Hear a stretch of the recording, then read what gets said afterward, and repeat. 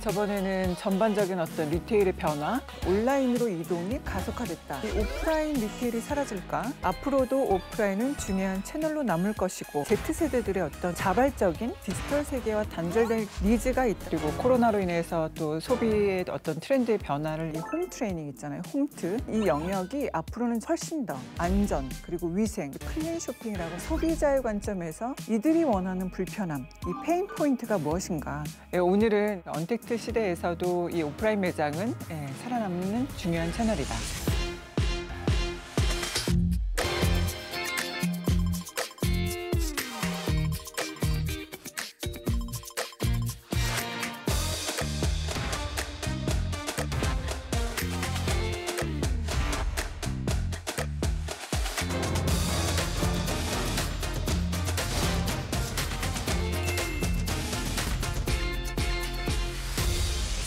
여러분이 길을 가다가 마주친 어떤 매장이 있습니다. 그래서 거기 들어가서 봤더니 매장 1층에는 그 폭격을 맞은 듯이 무너진 건물 잔해가 있고 판매하는 상품을 하나도 찾을 수가 없는 거예요.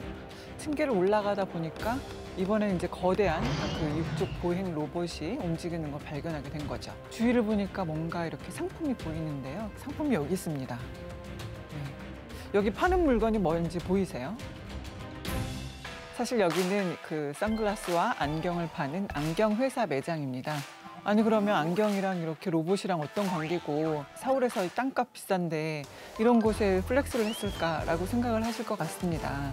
해외 명품 브랜드가 꽉 잡고 있는 아이웨어 시장에서 혜성처럼 등장한 한국 토종 안경 브랜드 젠몬스터의 이야기입니다. 창업자 이 김한국 대표는 매장이 상품이 아닌 소비자들에게 영감을 제공하는 공간으로 바뀌어야 한다는 점을 강조하는데요. 젠틀스터에서 이 매장들을 보면 마치 이렇게 상상해서나 가능할 법한 그런 아이디어를 다양한 오브제를 이용해서 표현하고 있습니다. 예를 들면 그 북촌의 개동길에 오래된 그 동네 목욕탕을 쇼룸으로 변화시켜서 굉장히 경험에 그 초점을 맞춘 매장을 선보였고요. 물리학 용어인 엔트로피를 형상화시키기도 하고 신사동의 매장에서는 실물 크기의 말 로봇을 설치하기도 했고요. 실제로 그 조직 안에 한 80여 명이 인공지능 팀이에요. 그래서 막 로봇을 이렇게 실제로 다 만들죠. 안경 회사에서 인공지능 되게 의외죠. 정말 그 매장을 그냥 특별한 공간의 경험을 제공하는 그런 역할을 이제 추구하다 보니까 그런 공간의 주인공을 제품이 아니라 그곳을 채우는 고객과 고객의 경험이라는 이 브랜드 철학을 보여주는 공간으로 만들었는데요. 소비자들이 SNS에 그 인스타그래머블한 그런 이미지들을 올리기 시작하면서 굉장히 인기를 끌었습니다. 2016년 뉴욕 소 매장을 이제 필두로 해서 그렇게 해외에 굉장히 많은 플래그십 스토어를 이제 오픈하기도 했고 2019년 중국 최고급 백화점 SP가 이 젊은 층을 겨냥해서 이제 만든 백화점의 인테리어를 이 안경 브랜드인 젠몬스터가 맡은 거였는데요. 4층 점포 그 전체를 양떼 목장이라던가 우주선 그리고 복제인간 이런 것들로 이제 채운 화성 기지를 이제 테마로 잡은 것이죠. 그래서 이 문을 열자마자 SNS를 이제 정말 도배할 정도로 굉장히 이슈가 됐었습니다. 여기서 제가 이제 또 잠깐 하나 전략을 말씀드리면 젠몬스터는 판매보다는 이제 브랜딩을 좇는 그 회사이다 보니까 브랜드 가치를 유지하기 위한 전략으로 이제 세일을 진행하지 않죠. 직원들이 보통 직원가로 상품을 구매하기도 하는데 그런 혜택도 없고 왜냐하면 실제로 그 선글라스가 30만 원인데 막 직원들은 막 20만 원에 샀다 그러면 소비자들이 좀 약간 억울하다, 약간 불공평하다 이런 생각도 들 수 있기 때문에 브랜딩에 초점을 맞추기 때문에 세일을 진행하지 않는 그런 브랜드입니다. 그래서 이렇게 브랜딩에 철저한 젠몬스터가 정체를 알 수 없는 조금 또 하나 그런 특이한 건물을 가지고 있는데요. 간판이 없습니다.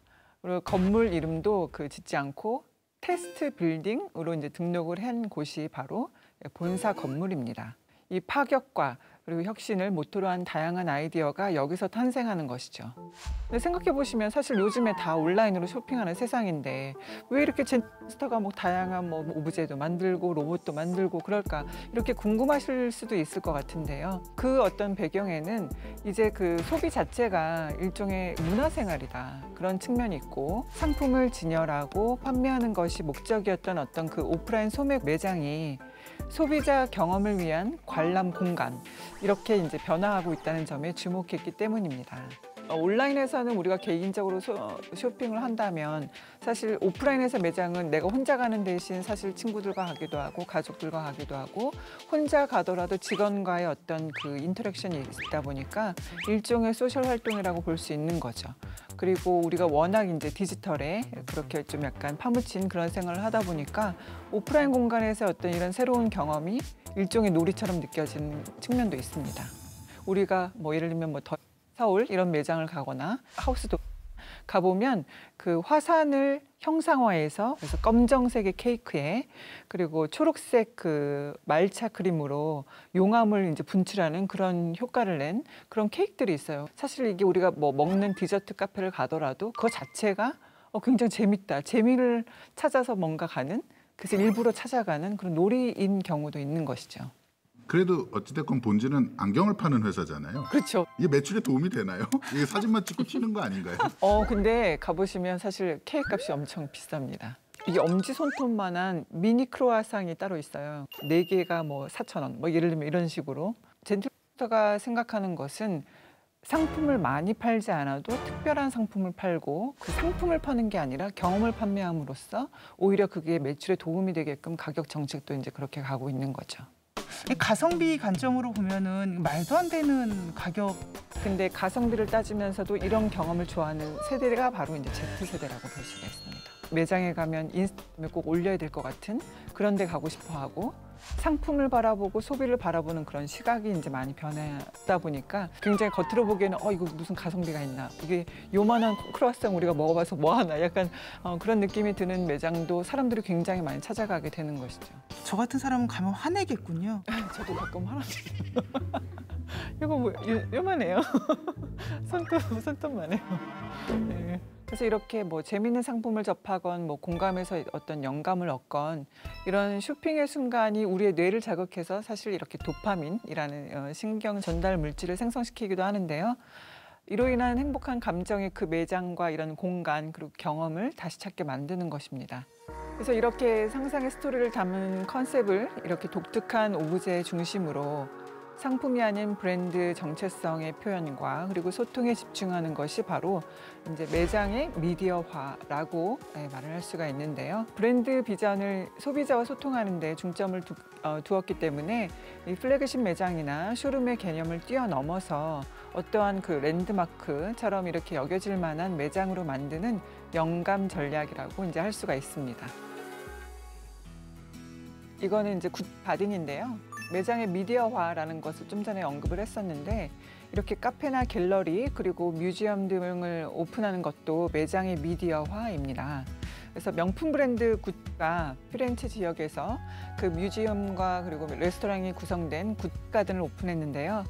여기에서 뭐 비디오 설치나 그리고 또 영화 그리고 예술 작품 등을 갤러리에 또 전시하기도 하고 1층에는 여기 보시는 것처럼 이제 레스토랑이 있는데 이 레스토랑에는 미슐랭 스타 셰프가 주 셰프로 있는 이렇게 멋진 미식 경험을 제공하는 공간이기도 합니다. 왜 뮤지엄뿐만이 아니라 레스토랑까지 열었을까 이렇게 궁금증이 드실 수 있을 것 같은데 플래그십 매장이나 브랜드 뮤지엄은 이제 단순히 이제 물건을 사고 관람하는 곳만이 아니고 느끼고 체험하고 직접 맛보면서 이 브랜드 메시지를 오감으로 체험한다고 이제 보시면 되겠습니다. 사실 이 고가의 제품이라서 다 살 수는 없지만 그보다 가격이 저렴한 음식으로 그렇지만 브랜드 정체성이 담긴 그런 브랜드를 간접 경험하게 해서 어떤 연결고리를 만드는 것이기도 합니다. 그런데 이 굿가 이 뮤지엄이나 레스토랑 이외에도 특히 MZ세대를 잡은 것으로 유명합니다. MZ세대는 밀레니얼 세대와 Z세대를 통칭하는 건데 최신 트렌드와 경험을 중시하고 나를 위한 소비를 아끼지 않는다는 특징이 있습니다. 그런데 이제 이들의 명품 소비가 SNS를 통한 플렉스 문화가 더해지면서 이제 보다 더 활성화됐는데요. 최근에 이 서울 이태원에 굿가옥이라는 플래그십 매장을 열기도 했는데요. 23년 만에 국내 단독 2호점을 연 것인데 보면 굿가옥이라는 어떤 매장명에 한국 전통 주택을 의미하는 가옥을 사용하기도 했고, 이 매장에 들어가 보시면 이제 대형 LED 화면에 여기 보시는 것처럼 뭐 돼지머리 그리고 과일, 뭐 약과 이런 것들이 올려가지고 디지털 고사장이 이렇게 차려 있기도 합니다. 그리고 이렇게 보시는 것처럼 색동자고리를 연상시키는 패턴을 가방과 지갑 그리고 모자, 신발, 의류에 디자인에 이제 접목을 했는데요. 그러다 보니까 이런 제품들이 사실 전 세계에서 유일하게 여기 굿가옥에만 있는 제품으로 개성을 중시하는 MZ세대의 어떤 니즈를 공략했다고 볼 수가 있습니다. 그래서 굿가옥에 가보시면 사실 물건을 사는 사람보다 구경하는 사람이 훨씬 더 많고요. 그래서 이렇게 물건을 사지 않고도 충분히 즐길 수 있고 새로운 공간으로 굉장히 인기가 있는데, 이런 재미와 그리고 영감이야말로 오프라인에서 훨씬 더 생생하게 전할 수 있는 가치라고 볼 수 있습니다. 굿가 과거의 어떤 그런 약간의 침체기를 벗어나서 이렇게 부활할 수 있었던 이유가 이 젊은 세대들과의 소통 방식을 혁신한 덕인 것입니다. 그런데 또 제가 이렇게 또 거대한 막 로봇과 이런 매장과 오브제를 얘기를 드리니까 이 고객들에게 어떤 재미나 영감을 주려면 반드시 상품 라인이나 매장에 큰 변화가 있어야 되는 것일까라고 생각하실 수도 있을 것 같은데요. 사실 근데 너무도 이 당연한 상품 컨셉이나 경험 요소에 어떤 의외성을 더하면 엄청난 변화나 투자가 아니더라도 재미있고 그리고 신선하다는 느낌을 줄 수 있고, 그렇게 해서 이제 매장에서의 경험을 차별화시킬 수 있습니다. 오프라인 매장이 앞으로도 가능성이 있다고 보시는 건가요? 그게 참 어려운 질문이기도 하고, 많은 오프라인 매장들이 지금 뭐 파산도 많이 하고 문을 닫는 상황에서 대답하기 쉽지 않은 질문인데요.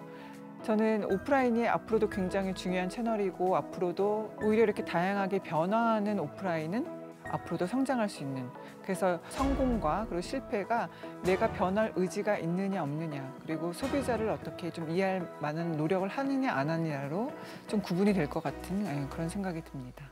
인간의 본성상 모든 것이 온라인과 디지털로 옮겨간다고 해도 사람들과 직접적인 그리고 또 실제적인 경험, 그런 것들을 선호하는 본성이기 때문에 저는 그래서 오프라인 채널이 앞으로도 지속적일 것이고, 또한 MZ세대 중에서도 또 Z세대가 굉장히 디지털에 몰입돼 있다가 오히려 오프라인 매장에서의 그런 경험들이 새롭고 재미있다라고 느끼는 선호도가 높다는 측면에서도 변하지 않는 오프라인이 위기인 것이지, 변하는 오프라인들은 앞으로도 그래도 성장 가능성이 있다라고 이제 보고 있습니다.